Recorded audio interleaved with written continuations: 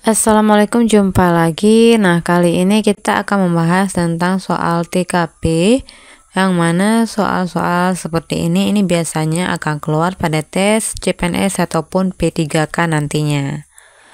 Oke, seperti biasa sebelum kita lanjut ke soalnya, saya minta tolongnya untuk klik subscribe, like, dan juga komen, dan terima kasih banyak bagi yang sudah subscribe. Oke, langsung saja untuk soal yang pertama. Anda akan memberikan kontribusi terhadap pembangunan nusa dan bangsa. Untuk yang A-nya, apabila Anda bekerja sebagai PNS.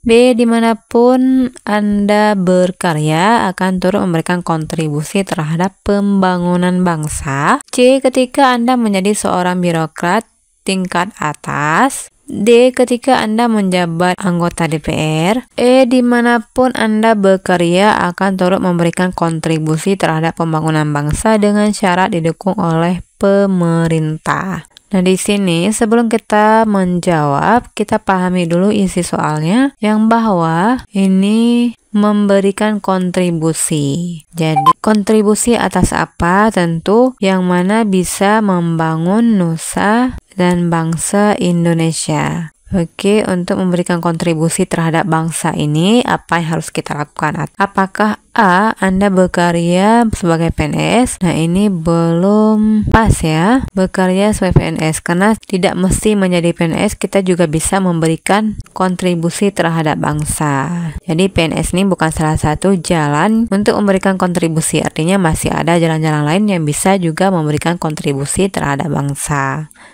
Kita lanjut yang B, dimanapun Anda bekerja akan turut memberikan kontribusi terhadap pembangunan bangsa. Nah, yang ini mendukung ya. Namun kita cek juga C, D, dan E-nya. Untuk yang C, ketika Anda menjadi seorang birokrat tingkat atas. Jadi kita sebelum menjadi birokrat tidak berkontribusi atas pembangunan bangsa Indonesia. Nah, ini jelas kurang tepat. Selanjutnya yang D, ketika Anda menjabat sebagai anggota DPR.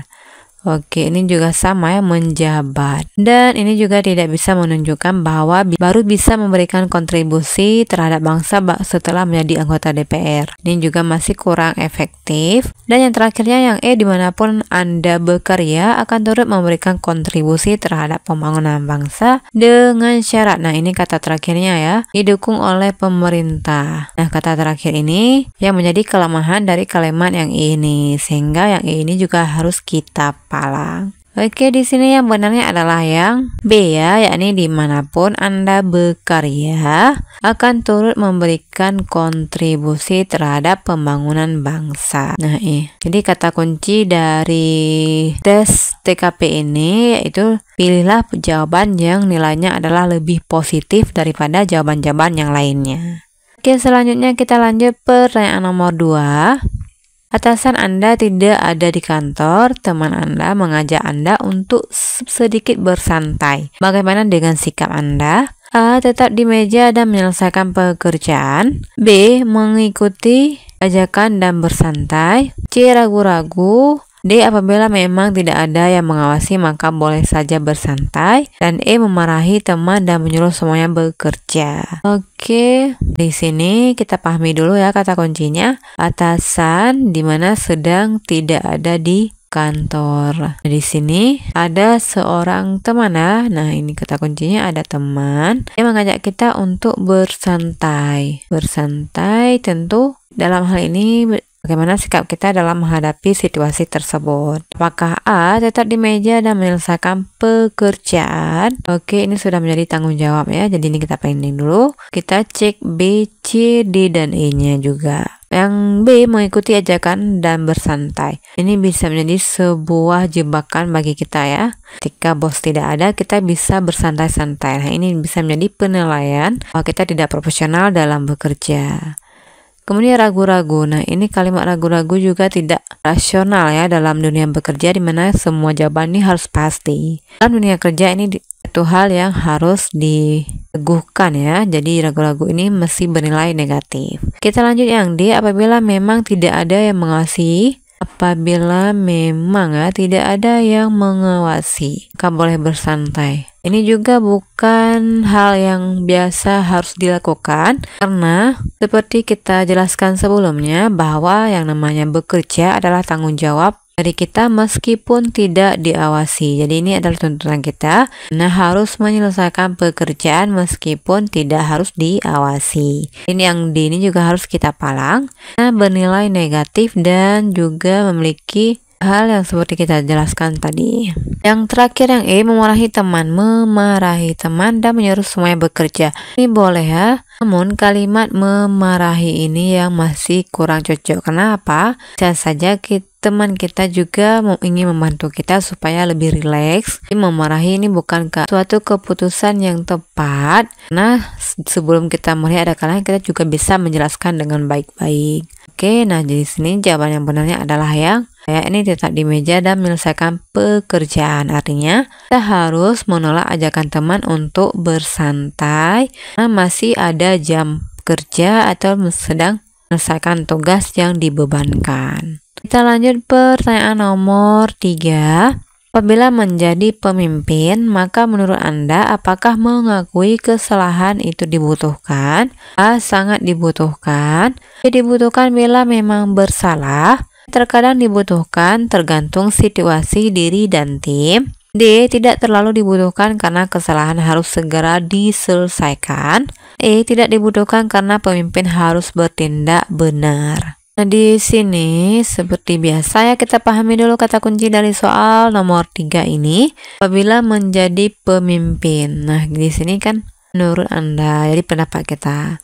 Maka mengakui kesalahan itu dibutuhkan. Ini ya kata dibutuhkan. Oke, untuk yang pilihan A sangat dibutuhkan. Kesalahan kadang memang fiktif ya, kadang kita perlu, kadang juga tidak. Di sini kita pending dulu, kita cek B, C, dan E-nya. Yang B dibutuhkan bila memang bersalah. Dibutuhkan ini masih sama ya, masih satu pendapat dengan yang A. Dan ini kita palang aja karena A sama B jika kita banding keduanya lebih spesifik ataupun lebih mendukung untuk jawaban yang A. Bila bersalah inilah yang menjadi apa kita harus memilih yang A dulu. Selanjutnya yang C, terkadang dibutuhkan tergantung situasi diri dan tim. Tergantung ini juga sama, tergantung diri dan tim. Ini masih kurang tepat ya. Artinya lihat kondisi dulu. Selanjutnya yang D, tidak terlalu dibutuhkan. Kalimat karena kesalahan ini artinya kesalahan itu bisa saja terjadi kapan dan di mana saja ya. Jadi tidak bisa kita hindari. Jadi kalimat ini masih kurang efektif. Kita lanjut ya bagian terakhir, yakni yang E, tidak dibutuhkan karena pemimpin harus bertindak benar. Ini mustahil ya, tidak ada kesalahan meskipun pemimpinnya bertindak dengan benar. Oke, di sini jawaban yang benarnya adalah yang A ya, yakni bila menjadi pemimpin maka mengakui kesalahan itu dibutuhkan. Artinya, kesalahan bisa menjadi sebuah pijakan untuk kita bisa melompat ataupun melangkah kepada arah yang benar atau jadi motivasi bagi perusahaan kita bekerja. Kita lanjut pertanyaan nomor 4. Apabila suatu rencana kerja terlihat rumit, maka A. Anda tidak mau repot-repot mencobanya. B. Anda khawatir bila mencobanya dan gagal. C. Anda berani mencoba setelah mempertimbangkan risikonya. D. Anda minta pendapat istri. Dan E. Yang penting Anda coba dulu.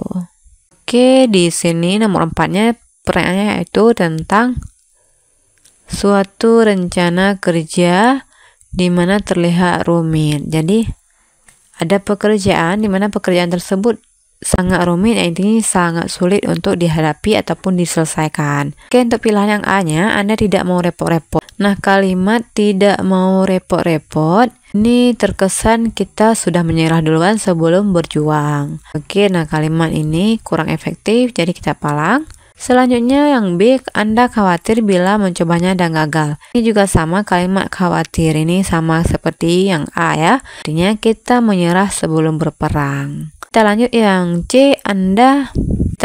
C, Anda berani mencoba setelah mempertimbangkan resikonya. Nah, ini kalimat mencoba berarti memang sudah bagian dari sikap profesional kita ya dalam menghadapi dunia kerja. Nah, di sini kita pending dulu yang C. Kita cek D dan E-nya juga. Untuk yang D, Anda memang meminta pendapat istri. Anda meminta pendapat istri ini kurang efektif ya, karena bisa saja istri kita tidak paham dengan pekerjaan ataupun dengan apa yang kita alami. Kita lanjut yang E, yang penting Anda coba dulu. Oke, ini bagus ya, jadi kita bandingkan dulu. D sama C, E sama C maksudnya. Untuk yang C Anda berani mencoba setelah mempertimbangkan risiko, sementara yang E yang penting Anda coba dulu. Ini kalimatnya sama ya, maksudnya sini yang paling efektifnya tentu yang C ya. Nah, jawaban yang benar adalah yang C. Kita lanjut pertanyaan nomor 5. Menghadapi masalah sulit Anda A. Pesimis mampu mengatasinya, B. Harus ada yang membantu untuk menghadapinya, C. Perusahaan sekuat tenaga untuk memecahkannya, D. Merasa tidak adil karena harus menyelesaikannya sendiri, dan E. Bertanya-tanya mungkinkah mampu mengatasinya. Oke, di sini pertanyaannya adalah menghadapi masalah yang sulit. Makanya pesimis mampu mengatasi. Ini terkesan kita terlalu menyepelekan ya. Kemudian yang B, harus ada yang membantu untuk menghadapinya. Oke, kita berarti perlu bantuan, yang artinya ini menunjukkan bahwa kita tidak mampu menghadapi masalah sulit tersebut. Nah, ini kalimat kurang tepat ya. Kemudian yang C, berusaha sekuat tenaga untuk memecahkannya. Nah, ini oke ya kalimatnya. Kita sudah menjadi komitmen atau kewajiban dalam dunia kerja untuk bisa berusaha sekuat tenaga untuk memecahkan masalah yang kita hadapi. Kita lanjut yang D, merasa tidak adil. Ini kalimat merasa tidak adil maknanya negatif ya, karena harus menyelesaikannya sendiri, menunjukkan kata yang negatif. Yang E, bertanya-tanya mungkinkah mampu mengatasinya. Ini arti ada ragu-ragu. Ini bukan keputusan yang tepat ya. Yang mana ragu-ragu adalah bukan tuntutan dalam dunia kerja. Yang mana ragu-ragu ini bisa saja kita tidak yakin dengan hal tersebut. Jadi jawaban yang benar adalah yang C. Oke, kita cukupkan sampai dengan 5 pertanyaan. Semoga bisa membantu teman-teman dalam mengikuti tes CPNS, dan doa saya semoga lulus, amin. Sekian dari video kali ini dan nantikan video selanjutnya. Assalamualaikum warahmatullahi wabarakatuh.